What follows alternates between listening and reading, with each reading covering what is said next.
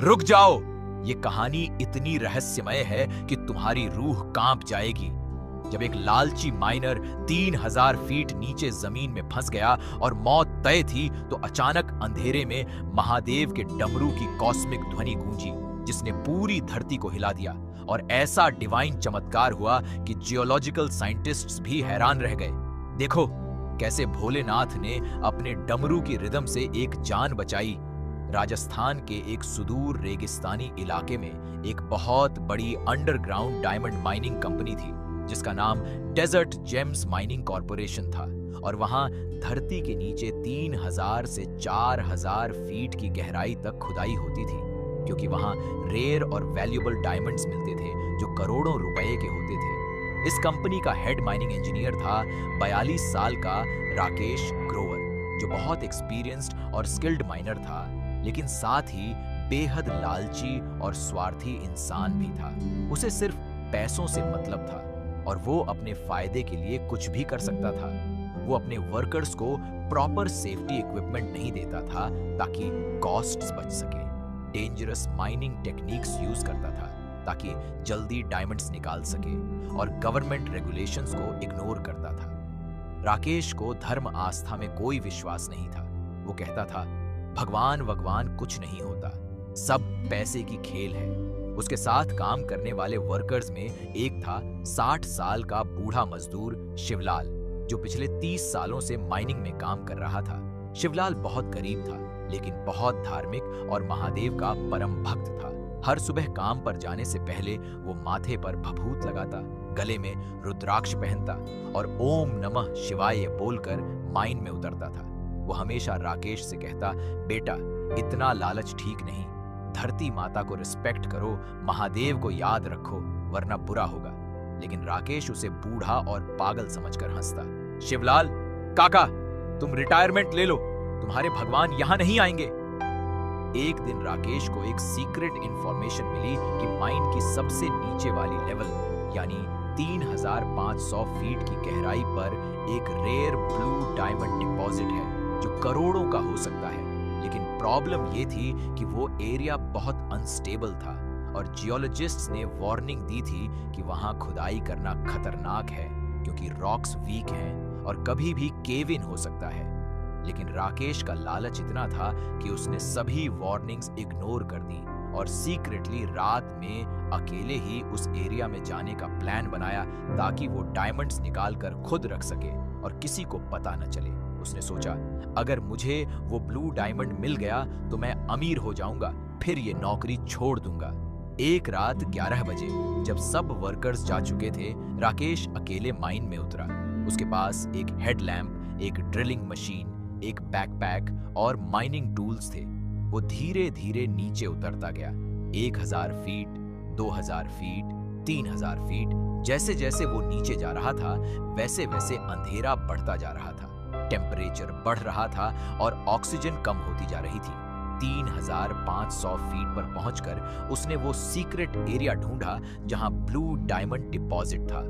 और सच में वहां रॉक्स में एम्बेडेड कुछ ब्लू डायमंड्स दिख रहे थे जो बहुत वैल्यूएबल लग रहे थे।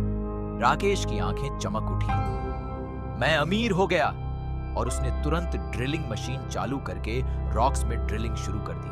लेकिन वो भूल गया कि जियोलॉजिस्ट्स ने वार्निंग दी थी कि ये एरिया अनस्टेबल है। जैसे ही उसने ड्रिलिंग की, रॉक्स में वाइब्रेशंस होने लगी, डस्ट उड़ने लगी और अचानक एक क्रैक की आवाज आई। Crack crack crack. राकेश ने घबराकर ऊपर देखा और उसके होश उड़ गए। सीलिंग की रॉक्स क्रैक हो रही थी। उसने ड्रिलिंग बंद की और भागने की कोशिश की, लेकिन तभी अचानक एक भयानक धमाके की आवाज के साथ पूरा एरिया कोलैप्स होने लगा। हजारों टन रॉक्स और बोल्डर्स गिरने लगे। डस्ट का विशाल क्लाउड बना और राकेश चीखता रहा, बचाओ! लेकिन कोई सुनने वाला नहीं था। कुछ ही सेकंड्स में सब कुछ शांत हो गया। पूरा टनल कोलैप्स हो चुका था और राकेश उसके नीचे दब गया था। लेकिन किस्मत से वो एक छोटी सी कैविटी में फंस गया जो 2 बड़े बोल्डर्स के बीच बनी थी। इसीलिए वो क्रश नहीं हुआ, लेकिन वो पूरी तरह ट्रैप्ड था। चारों तरफ रॉकस, ऊपर नीचे दाएं बाएं, हर तरफ बस पत्थर ही पत्थर। सिर्फ इतनी जगह थी कि वो बैठ सके, लेकिन खड़े नहीं हो सके। राकेश घबराकर चीखने लगा, हेल्प, कोई है, मुझे बचाओ। लेकिन 3500 फीट नीचे कोई नहीं सुन सकता था। उसने अपना फोन निकाला, लेकिन इतनी गहराई में कोई नेटवर्क नहीं था। उसकी हेडलैम्प अब भी जल रही थी, जो थोड़ी रोशनी दे रही थी। उसने चारों तरफ देखा, हर तरफ ठोस रॉक्स थी, कोई एग्जिट नहीं था, कोई एयर वेंट नहीं था। अब राकेश को समझ आया कि वो बहुत बड़ी मुसीबत में फंस गया है। 3500 फीट नीचे, पूरी तरह बेरीड, किसी को पता नहीं कि वो यहाँ है। लिमिटेड ऑक्सीजन, कोई फूड वाटर नहीं और रेस्क्यू की कोई पॉसिबिलिटी नहीं। उसने अपने बैकपैक में देखा, सिर्फ एक पानी की बोतल थी जो आधी खाली थी, कुछ चॉकलेट बार्स थे और माइनिंग टूल्स थे। उसकी हेडलैम्प की बैटरी इंडिकेटर बता रहा था कि सिर्फ 4 से 5 घंटे की बैटरी बची है। राकेश पैनिक करने लगा, मैं यहां से कैसे निकलूंगा, मैं मर जाऊंगा। उसने रॉकस को हाथों से हटाने की कोशिश की, लेकिन वो इतने भारी थे कि हिले तक नहीं। उसने ड्रिलिंग मशीन से रॉक्स तोड़ने की कोशिश की, लेकिन मशीन भी इतनी बड़ी रॉक्स पर काम नहीं कर रही थी। 2 घंटे गुजर गए और राकेश की ऑक्सीजन कम होने लगी, सांस लेने में दिक्कत होने लगी। टेम्परेचर इतना हाई था कि पसीना आ रहा था और क्लॉस्ट्रोफोबिया होने लगा। इतनी टाइट स्पेस में बंद होने से मन घबराने लगा। राकेश रोने लगा, मुझे यहां से निकालो, प्लीज कोई बचाओ। लेकिन कोई नहीं आया। 4 घंटे बाद उसकी हेडलैम्प भी बंद हो गई और अब पूरा अंधेरा हो गया। ऐसा घना अंधेरा जो कभी नहीं देखा था। अपना हाथ भी नहीं दिख रहा था। अब सिर्फ आवाजें थीं, अपनी सांस की आवाज, दिल की धड़कन की आवाज और कभी कभी रॉक्स के सेटल होने की आवाज। 6 घंटे हो गए। अब ऑक्सीजन बहुत कम था, सांस लेना मुश्किल हो रहा था, बॉडी में एनर्जी नहीं बची थी और राकेश को लगने लगा कि अब उसका अंत आ गया है। उसने सोचा, मैं अपनी पत्नी को फिर कभी नहीं देख पाऊंगा, अपने बच्चों को नहीं देख पाऊंगा, मैं इस लालच में यहां फंस गया। उसे अपनी पूरी लाइफ याद आने लगी। कैसे उसने हमेशा सिर्फ पैसों के पीछे भागा, कैसे उसने दूसरों को धोखा दिया, कैसे उसने वर्कर्स को सताया, कैसे उसने शिवलाल काका की वार्निंग्स इग्नोर की, कैसे उसने कभी भगवान को नहीं माना।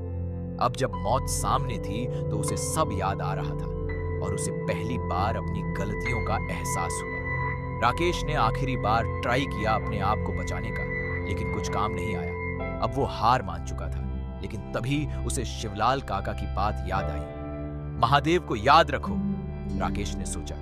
मैंने कभी भगवान को नहीं माना, लेकिन अब मेरे पास और कोई ऑप्शन नहीं है।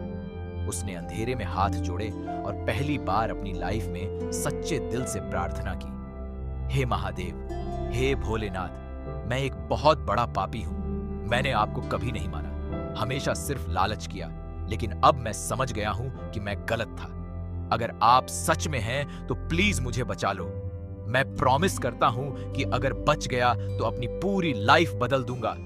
ओम नमः शिवाय, ओम नमः शिवाय। और वो बार बार यही मंत्र दोहराने लगा। हालांकि उसे पता भी नहीं था कि सही तरीके से कैसे बोलना है, लेकिन उसकी आस्था सच्ची थी। 10 मिनट गुजरे, कुछ नहीं हुआ। राकेश की कॉन्शियसनेस जाने लगी। ऑक्सीजन लगभग खत्म हो गया था। अब वो आखिरी सांसें ले रहा था, लेकिन तभी अचानक एक अकल्पनीय चीज हुई। पूरे अंधेरे में एक आवाज सुनाई दी, लेकिन ये कोई साधारण आवाज नहीं थी। ये एक रिदम थी, एक कॉस्मिक बीट थी जो ऐसे लग रही थी, डम डम डमरू, डम डम डमरू, डम डम डमरू। ये महादेव के डमरू की डिवाइन ध्वनि थी। राकेश ने सोचा कि शायद वो हेलुसिनेट कर रहा है, लेकिन वो आवाज और तेज होती गई और अब सिर्फ आवाज नहीं थी, पूरी धरती हिलने लगी थी उस डमरू की रिदम के साथ। हर बीट के साथ रॉक्स वाइब्रेट करने लगे, हर डम डम के साथ ग्राउंड शेक होने लगी और वो रिदम इतनी पावरफुल थी कि ऐसा लग रहा था जैसे पूरा कॉस्मोस डांस कर रहा हो। फिर उस डमरू की ध्वनि के साथ एक और आवाज मिली, हर हर महादेव की कॉस्मिक छंट जो हजारों वॉइसेस में गूंज रही थी। राकेश हैरान था, ये क्या हो रहा है? तभी अचानक जो बड़ा बोल्डर उसके ऊपर था वो उस वाइब्रेशन से क्रैक होने लगा। डमरू की रिदम और तेज हुई, डम डम डमरू, डम डम डमरू, और उसके साथ वो बोल्डर टूटकर पीसेस में बिखर गया। फिर दूसरा रॉक हिला तीसरा रॉक हिला और धीरे धीरे सभी रॉक्स उस कॉस्मिक वाइब्रेशन से मूव होने लगे। राकेश को अब ऑक्सीजन मिलने लगी। एक क्रैक से फ्रेश एयर आने लगी थी जो उस वाइब्रेशन से बनी थी। डमरू की ध्वनि अब और भी पावरफुल हो गई और उसके साथ एक नीली रोशनी दिखने लगी जो रॉक्स के बीच से आ रही थी। वो डिवाइन लाइट इतनी तेज थी कि पूरा एरिया रोशन हो गया और उस रोशनी में राकेश ने देखा एक पाथ बन रहा था। रॉक्स अपने आप मूव होकर एक टनल बना रहे थे जो ऊपर की तरफ जा रहा था। डमरू की रिदम ने एक पैटर्न बनाया था जिससे रॉक्स एक स्पेसिफिक वे में अरेंज हो रहे थे। फिर उस नीली रोशनी में एक शैडो दिखा, एक टॉल फिगर जिसके हाथ में त्रिशूल था और दूसरे हाथ में डमरू, माथे पर तीसरा नेत्र, जटाओं में गंगा, गले में नाग। ये साक्षात महादेव थे जो तांडव कर रहे थे। महादेव का हर स्टेप उस कॉस्मिक डमरू की बीट के साथ था और हर स्टेप से रॉक्स मूव हो रहे थे। एक डिवाइन पाथ बन रहा था। महादेव ने अपनी गंभीर और पावरफुल आवाज में कहा, राकेश, तूने आज पहली बार सच्चे दिल से मुझे पुकारा। तेरी आस्था देखकर मैं आया हूं, लेकिन याद रख, ये तेरा दूसरा जन्म है। अब तुझे अपनी लाइफ बदलनी होगी। राकेश रोते हुए महादेव के सामने गिर गया। भोलेनाथ, मैं गलत था, मैंने बहुत पाप किए, अब मैं सुधर जाऊंगा। महादेव ने कहा, उठ और इस पाथ से बाहर जा, मेरे डमरू की रिदम तुझे गाइड करेगी। और महादेव गायब हो गए, लेकिन डमरू की ध्वनि अभी भी गूंज रही थी। राकेश ने उस डिवाइन पाथ पर चलना शुरू किया। डमरू की हर बीट के साथ रॉक्स मूव हो रहे थे और रास्ता बन रहा था। वो 3500 फीट से धीरे धीरे ऊपर आने लगा। 3000, 2500, 2000, 1500, 1000 और आखिरकार सुबह के समय वो सरफेस पर पहुंच गया। जब वर्कर्स सुबह माइन पर आए तो उन्होंने देखा कि राकेश बाहर बैठा है और रो रहा है। उसके कपड़े फटे हुए थे, चेहरा डस्ट से भरा था, लेकिन वो जिंदा था। शिवलाल काका दौड़ कर आए। बेटा, तुम ठीक हो? तुम रात कहां थे? राकेश ने रोते हुए शिवलाल के पैर पकड़ लिए। काका, आप सही थे, महादेव सच में है। उन्होंने मुझे बचाया, उनके डमरू की कॉस्मिक रिदम ने मुझे बचाया। फिर राकेश ने पूरी कहानी बताई। पहले तो किसी को विश्वास नहीं हुआ, लेकिन जब इंजीनियर्स ने माइन को इंस्पेक्ट किया तो वो हैरान रह गए। 3500 फीट की डेप्थ पर जहां कोलैप्स हुआ था, वहां से सरफेस तक एक परफेक्ट टनल बना हुआ था जो जियोमेट्रिकली इम्पॉसिबल था। और सबसे आश्चर्य की बात, उस टनल की वॉल्स पर वाइब्रेशन मार्क्स थे जो एक स्पेसिफिक रिदम पैटर्न में थे। अकूस्टिक इंजीनियर्स ने उन मार्क्स को एनालाइज किया और पाया कि वो एक डमरू की बीट पैटर्न मैच करते थे। राकेश ने उसी दिन अपनी जॉब छोड़ दी, अपनी सारी संपत्ति गरीबों में बांट दी और माइन वर्कर्स के लिए एक वेलफेयर फंड बनाया।